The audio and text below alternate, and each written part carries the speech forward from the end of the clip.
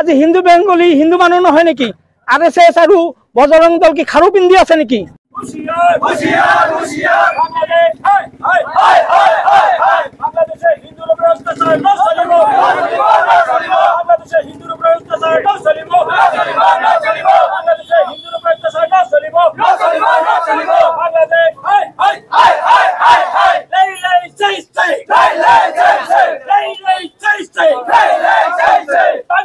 জয় অসম, জয় বাংলাদেশ।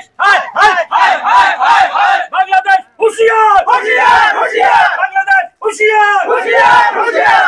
ভারত মাতা কি জয়, ভারত মাতা কি জয়।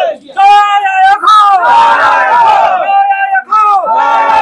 বাংলাদেশত হিন্দুৰ ওপৰত অত্যাচাৰ নচলিব, বাংলাদেশে হিন্দুৰ ওপৰত অত্যাচাৰ নচলিব, বাংলাদেশে হিন্দুৰ ওপৰত নিৰ্যাতন নচলিব, বাংলাদেশে হিন্দুৰ ওপৰত অত্যাচাৰ নচলিব, বাংলাদেশে হিন্দুৰ ওপৰত অত্যাচাৰ নচলিব, বাংলাদেশে হিন্দুৰ ওপৰত অত্যাচাৰ নচলিব।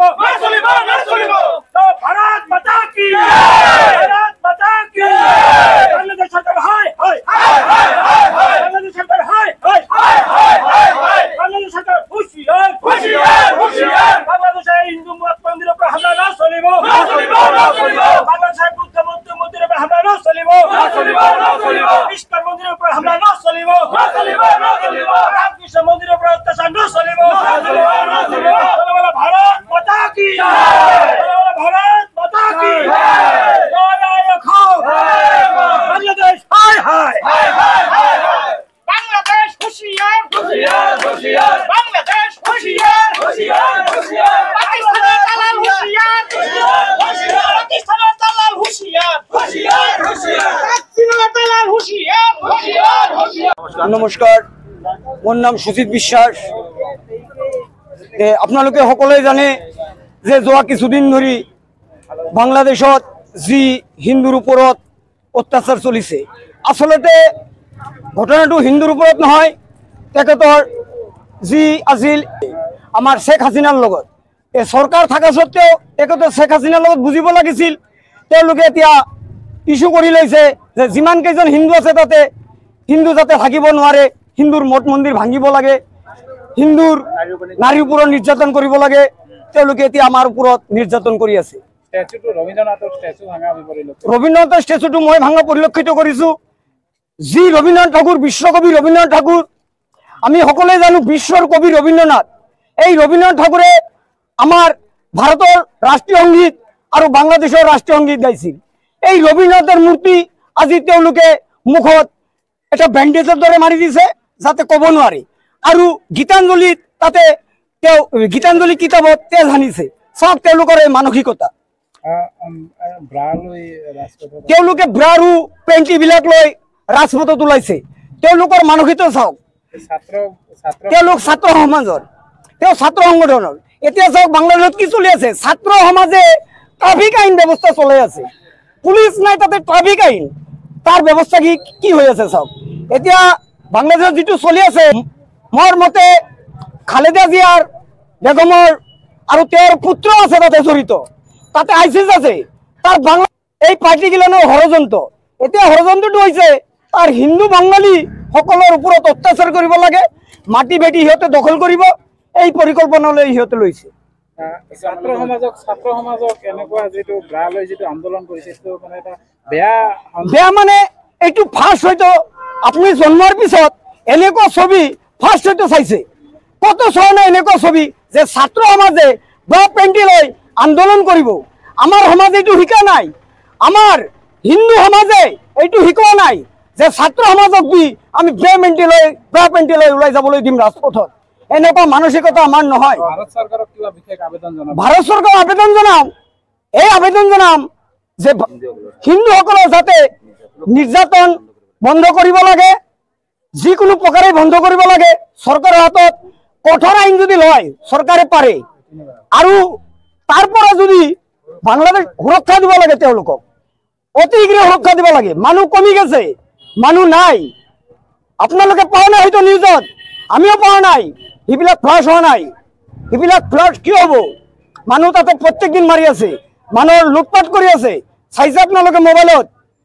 সামাজিক মাধ্যমত পৰিলক্ষিত কৰিছে এনেকে লাগে এতিয়া ভাৰত দখল কৰা হ'ব এনেকুৱা ধৰণৰ মন্তব্য আমি যদি ষ্টেপ নলওঁ এনেকুৱা হ'বই সন্মুখত আহি আছে এনেকুৱা লক্ষণ আমি চাই আছো কিছুমান তাৰমানে চৰকাৰক কঠোৰ হ'ব লাগিব চৰকাৰ বিপক্ষ যিটো আছে লগ লাগি চৰকাৰ লগত কঠোৰ হ'ব লাগিব এতিয়া বিপক্ষ আৰু সপক্ষ নাই সেইটো চাব নালাগে এতিয়া নৰেন্দ্ৰ মোদী আৰু ৰাহুল সেইটো চাব নালাগে আমাৰ বিপক্ষ আৰু সপক্ষ দুজন মিলি একলগ হৈ কাম কৰিব লাগে এইটো এইখিনি মোৰ প্ৰাৰ্থনা ভাৰত মাতা কি জয় জয় অসম নমস্কাৰ কি ক'ব আজি মইতো এটা কথা ক'ব বিচাৰো যে কিবা কিবি হলে RSS বজৰংগ দল হলে ওলাই আহে আজি হিন্দু বেংগলী হিন্দু মানুহ নহয় নেকি RSS আৰু বজৰং দল কি খাৰু পিন্ধি আছে নেকি যদি আছে যদি আমাৰ হিন্দু বেংগলীৰ যদি কয় যে আমাৰ হিন্দুৰ লগত নাই মাত নামাতে আমি ওলাই যাম লগ হম আজি RSS চুৰি পিন্ধি আছে নেকি বজৰং দল চুৰি পিন্ধি আছে নেকি হিন্দু বেংগলৰ হিন্দু সংগঠন মানে হিন্দু বেংগলী মানে হিন্দু নহয় নেকি হিন্দু হিন্দু বলে মাত পাতি থাকে এইবিলাক কি আজি খাৰু পিন্ধি আছে নেকি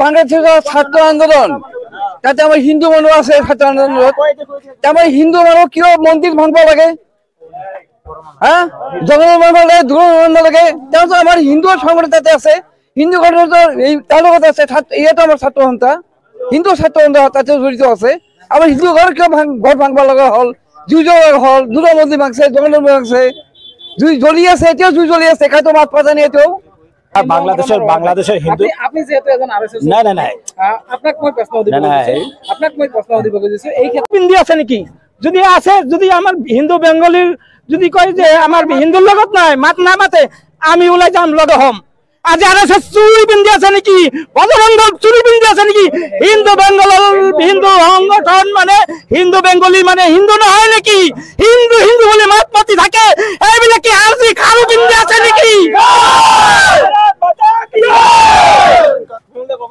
বাংলাদেশের ছাত্র আন্দোলন তাতে আমার হিন্দু মানুষ আছে ছাত্র আন্দোলনত আমার হিন্দু মানুষ কিয় মন্দির ভাঙব লাগে হ্যাঁ জগন্নাথ মানব লাগে দূর লাগে আমার হিন্দু সংগঠন তাতে আছে হিন্দু সংগঠন এই তার লগত আছে ইয়াতো আমার ছাত্র সন্থা হিন্দু ছাত্র সন্থা তাতে জড়িত আছে আমার হিন্দু ঘর কিয় ঘর ভাঙব লগা হল জুই জ্বলা হল দুর্গা মন্দির ভাঙছে জগন্নাথ ভাঙছে জুই জ্বলি আছে এতিয়াও জুই জ্বলি আছে খাইতো মাত পাতা নেই এতিয়াও বাংলাদেশের হিন্দু আপনি যেহেতু এজন RSS নাই আপনাক মই প্ৰশ্ন সুধিব খুজিছো এই ক্ষেত্ৰত হিন্দু সংগঠন বিলাক তাৰমানে আমি যিকোনো প্ৰকাৰ হিন্দু সংগঠন মানে হিন্দু যেনে আজি কৰিছে প্ৰগ্ৰাম এইটো মানে আমাৰ হিন্দু সংগঠনী তাৰমানে আমাৰ বাংলাদেশে যিটো অত্যাচাৰ হৈ আছে এইটো বন্ধ কৰিব লাগে আৰু এইটো প্ৰধানমন্ত্ৰী নৰেন্দ্ৰ মোদী পুৰা তুমি ষ্টেপ ল'ব লাগে যে অত্যাচাৰ বন্ধ হয় ভাৰতত আৰু বিশেষকৈ অসমত বহু সংগঠন আছে এই ক্ষেত্ৰত আছে এইবিলাক ওলাই অহা নাই এতিয়ালৈকে চৰকাৰে কথা পাতি আছে কি কৰিব না কৰিব সংগঠনসকললৈ আপুনি স্পেচিয়েলি কিবা আহ্বান জনাব নেকি যে এনেকুৱা কিবা